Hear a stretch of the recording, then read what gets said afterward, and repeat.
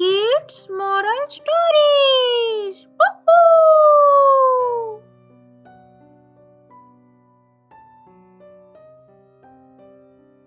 एक महिला की साहसिक कहानी, चोर से बचाई बच्चे की जान।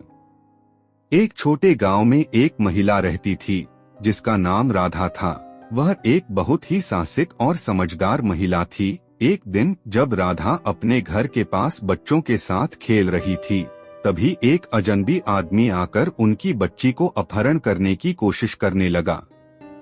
राधा ने तुरंत इस दुष्टता को समझ लिया और अपने साहस और बुद्धिमत्ता का प्रयोग किया। वह अपने सारे बच्चों को दूर भगा दिया और उस अपराधी के पीछे दौड़ी। राधा ने धैर्य और ध्यान से उसका पीछा किया।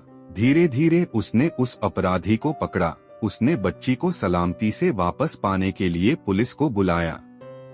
पुलिस ने अपराधी को पकड़ा और उसे सजा दी। बच्ची और उसके परिवार को खतरे से बचाने के लिए राधा को लोगों की तारीफें मिली। इस कहानी से बच्चों को यह सीखने को मिलता है कि अगर कोई अजनबी आपको अपनी सुरक्षा के लिए कुछ भी करने के लिए कहता है, तो उनसे दूर रहें और तुरंत परिवार के बड़ों की मदद लें। साथ ही यह भी सिखाता है कि साहस, समझदारी और सही कार्रवाई आवश्यक होती है जब भी कोई संकेत मिले कि कुछ गलत हो सकता है।